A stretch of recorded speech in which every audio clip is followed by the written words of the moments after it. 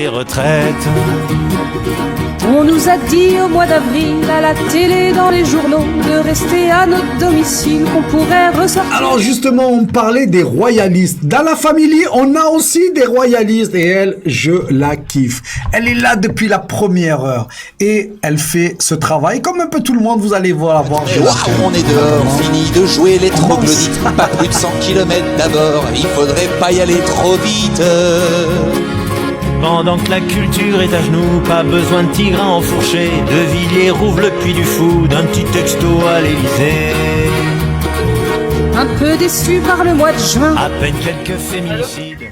Salut Tata. Salut. Aïe aïe aïe aïe aïe. Alors là, écoute-moi, on est tous, toutes, oui. Alors évidemment, Tata, je t'ai annoncé, attention, j'ai envoyé le paquet, j'ai dit... Elle est royaliste, justement. Qui sont ces royalistes et de quel roi ils nous parlent? Du coup, eh ben, c'est un plaisir de te donner la parole. D'abord, comment tu vas? Ah ben moi, superbement bien. Après la rencontre que nous avons tous eue samedi dernier dans la manif, c'était génial. J'étais ravie de rencontrer tous mes frérots et mes sœurettes. C'était un vrai plaisir, un vrai bonheur. Ah, on s'agrandit dans la famille. Eh ouais, hein, bah oui. On a commencé, on n'était pas beaucoup. Tu as vu là maintenant? Eh ouais. On petit à petit, on prend de l'ampleur, mais je pense que les gens sont touchés, les gens commencent aussi à s'éveiller. Puis il faut dire aussi qu'on œuvre beaucoup pour faire ce qu'il faut, quoi, pour que les gens se réveillent. Hein. C'est vrai qu'on se démène. Il n'y a rien à dire. Voilà. Alors, donc, pour en revenir à Rémi Daillet. Bon, je suis royaliste, tu le sais, je te l'ai déjà dit, je suis la baronne de la Roche-Bransat et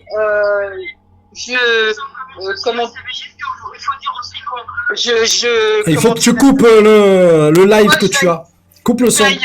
Je vais ailleurs parce que sinon je n'entends plus rien. Oui, voilà.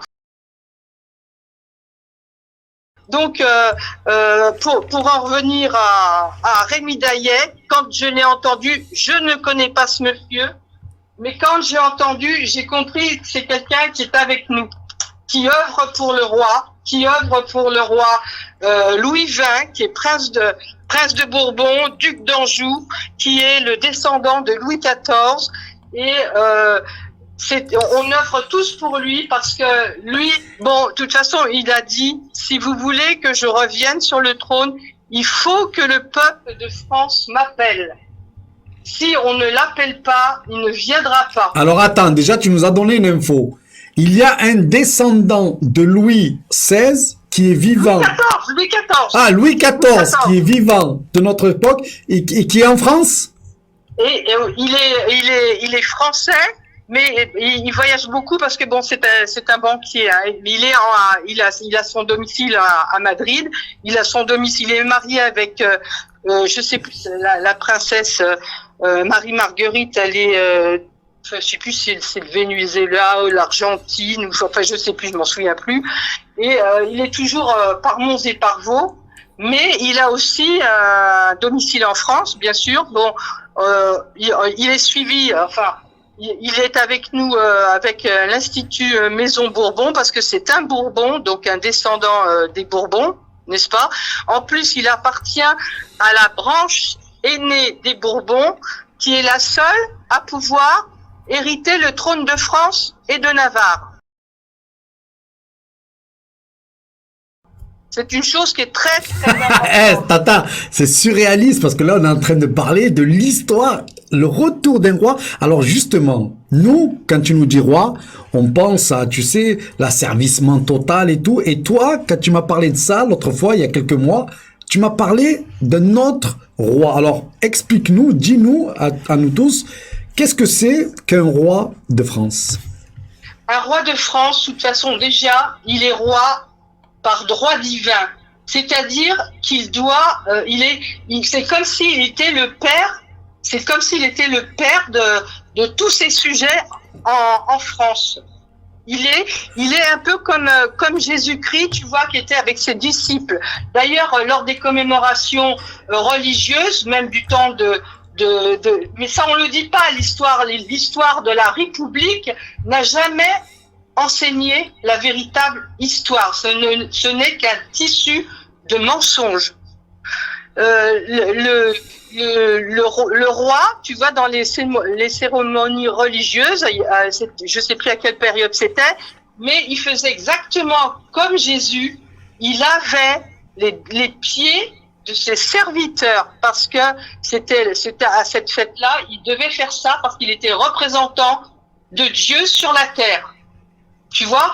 Donc, le roi est donc le père, en fin de compte, de tous ces sujets. Et lorsque le roi Louis XVI était un des meilleurs rois qui a existé, comme le roi Saint-Louis. C'était quelqu'un d'extraordinaire. Il a fait beaucoup de choses pour le petit peuple. C'est lui, à Paris, les maisons, c'était des maisons en bois. Il y avait énormément d'incendies. C'est lui qui a fondé le corps des sapeurs-pompiers. C'est lui aussi qui a fait le mont-de-piété. Parce que bon, souvent, il y avait des revers de situation chez les bourgeois. Donc, ils mettaient en gage un de leurs bijoux. On leur donnait une somme pour qu'ils puissent se refaire. Et ensuite, quand ça allait mieux, ils rendaient cette somme et on leur rendait le bijou. C'est un peu ce qu'on appelle chez ma tante ou chez tonton. Tu sais, ce qui existait, le mont-de-piété. Ensuite, c'est lui qui a fait, Louis XVI, qui a fait l'hôpital des enfants malades, ce qu'on appelle maintenant l'hôpital des enfants malades. C'est lui qui a créé aussi l'association pour les aveugles, qui est maintenant l'association Valentin AU. C'est lui qui a subventionné les frères Montgolfier pour construire la Montgolfière. On disait que c'était un espèce d'abruti qui était toujours en train de regarder, de s'amuser avec des montres. Ce n'est pas vrai, c'était quelqu'un qui était extraordinaire. C'est lui qui a donné le droit de vote aux femmes, déjà à l'époque. C'est lui qui a aboli l'esclavage, qui a été remis par Napoléon Ier. C'est lui qui a donné des pensions pour ses armées. Il a fait des choses extraordinaires et ça n'a pas plu à la bourgeoisie, aux jacobins, à la franc-maçonnerie. Donc ils ont voulu le faire tomber. Et qu'est-ce qu'ils ont fait? Ils ont fait sortir des prisons de Marseille tous les tueurs, les violeurs, les assassins, enfin toute la racaille qui puisse exister. Les républicains, enfin ceux qui les ont soulevés contre le roi. Ils leur ont donné des armes, ils les ont payés pour monter à Paris et semer la terreur. Et ils avaient dans leur bouche cette chanson que je ne peux plus chanter, la Marseillaise, qui est un chant qui me dégoûte parce que je sais maintenant de quelle origine elle est. C'était tous ces Marseillais qui étaient emprisonnés, qui sont venus tuer pour renverser le roi. Et le roi, il a été donc condamné. Il a été même condamné justement par son cousin d'Orléans qui a donné sa voix pour qu'il soit guillotiné. C'est pour ça que c'est un régicide, les Orléans. Donc on ne veut pas du comte de Paris comme roi parce que de toute façon ça continuera de la même façon. Mais Tata, Rémy ne peut pas être le roi de France donc. Non, il n'est pas le roi de France, mais je pense qu'il doit œuvrer avec les autres. Non, il sera jamais. En fait, il fait semblant de vouloir être le roi de France pour mettre le vrai roi. Non, voilà, il n'est pas du tout le roi. Il n'est pas du tout le roi de France. Il veut pas être le roi du tout. Non, il va faire quelque chose pour que le roi puisse reprendre sa place légitime. Je pense que c'est ça parce que nous, avec nos groupes, on est en train d'œuvrer pour ça. Mais ce qu'il a dit, le roi a dit qu'il ne voulait pas que ça se passe comme ça a été pendant la Révolution. Il ne veut pas qu'il y ait du sang de versé pour qu'il puisse revenir. Donc tu vois, c'est quelque chose qui est très grave. D'autre part. Est-ce que le roi est hostile aux musulmans, tout ça? Non, absolument pas. Il est pas du tout hostile. Au contraire, il est le père de toutes les nations qui sont en France, peu importe leur race, leur religion, la couleur de la peau. Il est le roi de tous ces peuples. Il fait pas de différence parce que déjà au temps des rois, il est croyant, rassure-moi. T'avais tout ça, t'avais toutes les religions déjà à l'époque. Il est croyant, rassure-moi. Pardon? Il est croyant. Ah bien sûr, il est chrétien. Bah bien sûr. Tu sais que à l'époque où on a dû fuir la Mecque parce qu'on était persécuté par les polythéistes, on est parti chez un roi chrétien d'Abyssinie. Oui, je sais. Et on a vécu très bien là-bas jusqu'à d'ailleurs qu'on retourne. Oui. Voilà. Oui, mais c'est un petit peu l'histoire comme Laurence d'Arabie avec ce serviteur arabe qui le protégeait tout le temps, tu sais, je sais pas si tu te souviens, c'est un petit peu le même style. Parce qu'il y avait de toute façon, il y a eu des liens qui se sont créés à l'époque déjà entre les musulmans et les chrétiens. Ouais. Donc, si tu veux, c'est vrai que j'ai compris un peu ce que voulait dire Rémi Daillet. Je le connais pas, hein, mais j'ai compris par rapport à ce qu'il disait. Et nous, on a compris que c'était lui aussi qui allait gouverner. S'il prend le pouvoir. Non, je pense pas. Non. Et si c'était le cas, tu serais pas d'accord? Ah, je serais pas d'accord, absolument pas. Voilà, tu vois l'alliance. Déjà, on sera avec les royalistes pour empêcher de virer les imams. Je rigole, vous en voulez pas. Ah ben oui. Bon, pour l'instant, on fait la guerre au nouvel ordre mondial. Voilà, exactement. Ouais. C'est le point crucial. C'est eux déjà qu'il faut qu'on dézingue, comme diraient les jeunes. Ah, merci, Tata, évidemment. Bon, tu es confiante pour la suite, alors? Ah ben, bien sûr, je suis confiante, moi. Baronne, attention. Alors, tu peux nous expliquer ce que c'est que ton titre Baronne, ça veut dire quoi?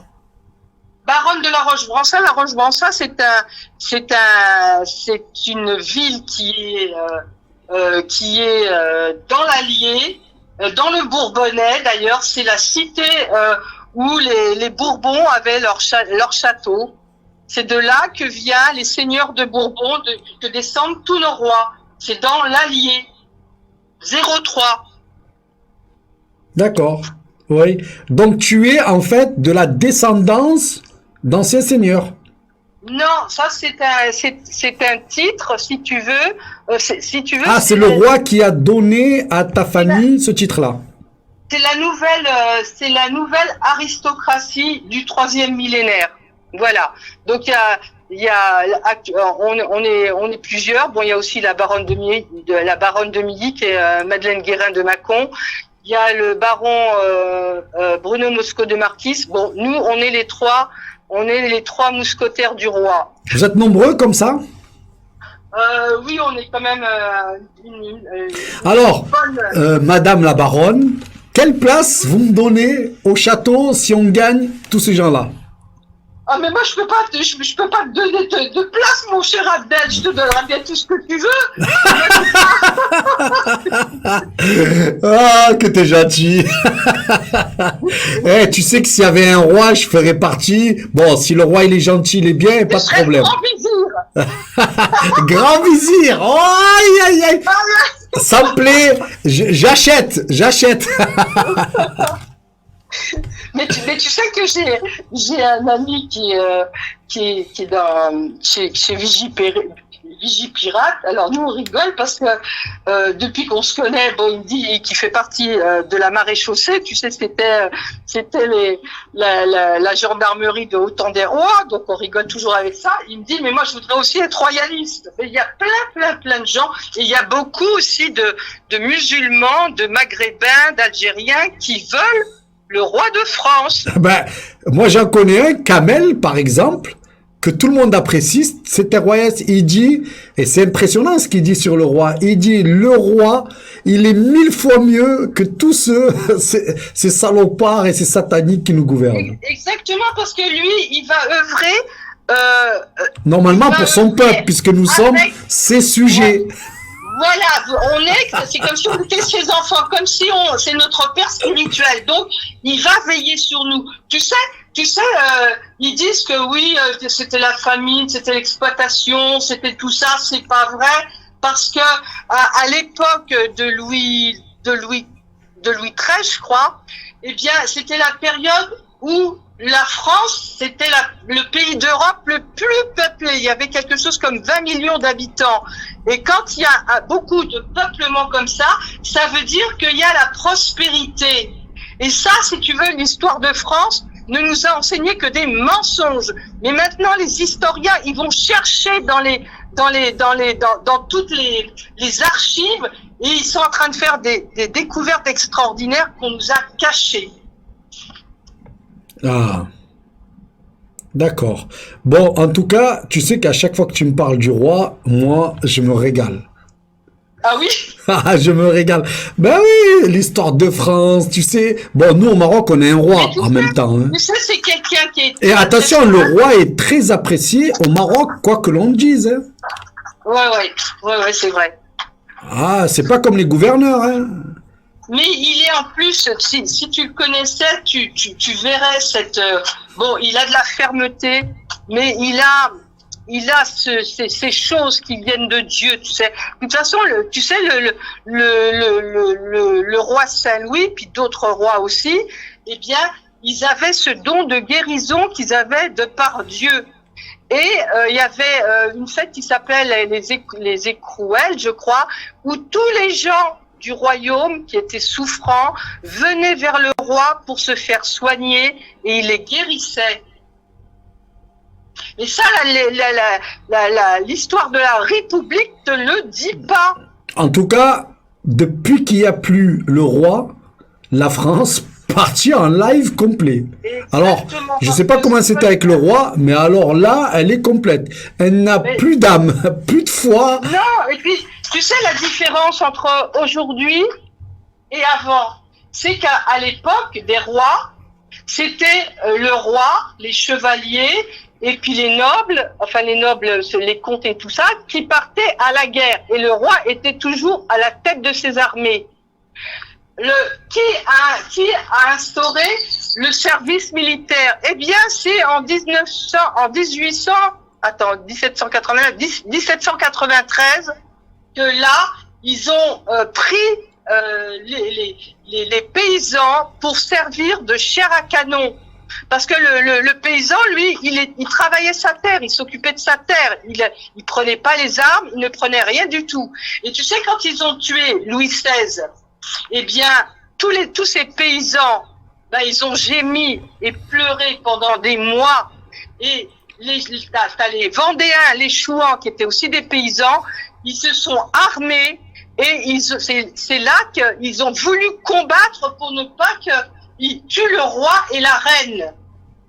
Et ils se sont fait massacrer par Jean-Baptiste Carrier, qui les a tués, qui les a noyés. Mais alors, oui. Ce type-là, il les dépeçait et avec la peau, il se refaisait des vêtements. Il reste encore un spécimen de ce vêtement en peau d'homme qui se trouve dans un musée à Paris. Ah. Ça, c'est toutes les horreurs de la République. C'est affreux ce qu'ils ont fait. Et en plus, ils ont leur nom marqué sur l'arc de triomphe. Et c'est grave.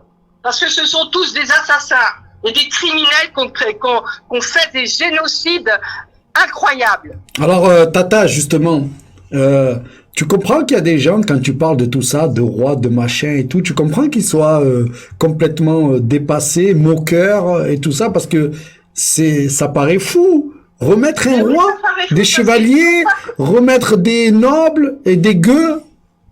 Mais non, mais des gueux, tu sais, à l'époque des rois, les métiers étaient organisés en corporations et chaque corporation avait son dirigeant et il se débrouillait tout seul. À partir du moment où la République est intervenue, c'est là qu'ils ont fait travailler les enfants, ils ont supprimé tous les droits qu'avaient ces gens dans les corporations et tout ça, ils ont tout divisé. Ouais. Il faut retourner dans l'histoire, il faut rechercher l'histoire véritable. Et les gens trouveraient vraiment des choses extraordinaires qu'ils ne connaissent pas. De toute façon, la vérité, Tata, il y a des gueux même dans leur société. On est bien des gueux actuellement.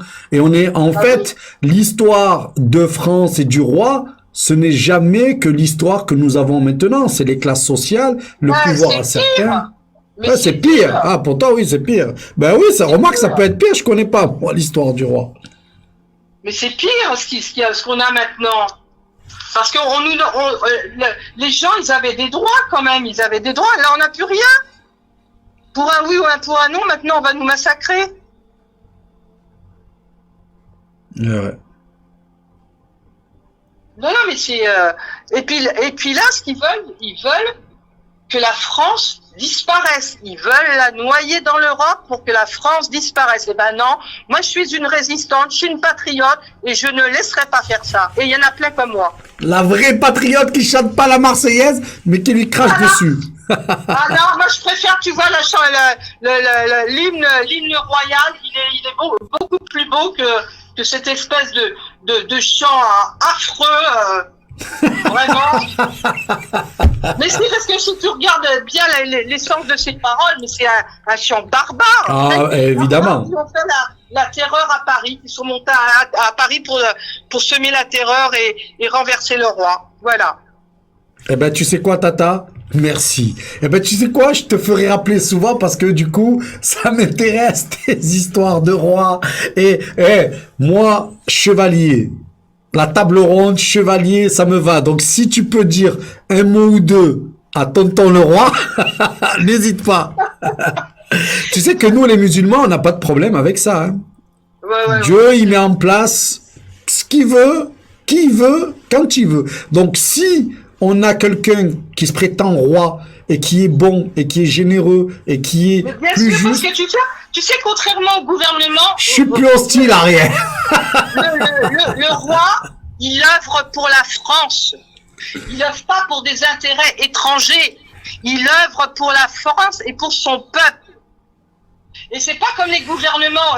J'ai une question intéressante pour toi, Tata. Est-ce que tu connais l'histoire du grand monarque et notamment celle d'André, tu sais, de Élan souverain, l'amour essentiel. Tu sais, il a vu Jésus et des trucs vrais en plus, dans le sens où j'ai vu la photo de la pierre, tout ça, avec le visage, tout ça. Est-ce que tu connais cette histoire? Non, je connais pas, non. Alors, je connais pas tout, hein. Non, mais c'est contemporain, c'est maintenant. C'est André qui est vivant, qui a été reçu à l'époque par le pape et tout, qui avait fait des rêves et qui avait vu Jésus Christ. Et il y a une grotte où apparaît dans le mur un visage. À l'époque, il avait été très jeune, hein. Et puis, les spécialistes vont s'y mettre dessus, et ce n'est pas une arnaque, il y a un mystère, il y a un truc de ouf. Je veux bien te mettre en contact avec, si tu veux, c'est passionnant. Ah bah oui, avec plaisir, ouais, parce que bon, moi j'adore apprendre de toute façon, je trouve que on n'en sait jamais assez, il y a que l'imbécile qui dit je connais tout, hein. Ouais. Eh ben écoute, Tata, le pari est pris, je te remercie beaucoup de ton intervention, on s'est bien amusé, Tata. Eh ben écoutez, comment il disait avant? Vive le roi. C'était quoi le truc là? C'est vive le roi. Vive le roi. Vive le roi. Ah, le roi est mort. Vive le roi. Vive le roi. Merci Tata. Allez, à bientôt, portez-vous bien, que Dieu vous protège et vous bénisse tous, mes chers amis, et que la lumière divine soit avec vous et qu'elle éclaire votre vie. Amin, amin, amin. Je vous aime. Qui que vous soyez, où que vous soyez. On t'aime nous aussi, Tata. Merci à toi. Au revoir. Ciao, ciao. En septembre, fini la bamboche, c'est l'heure.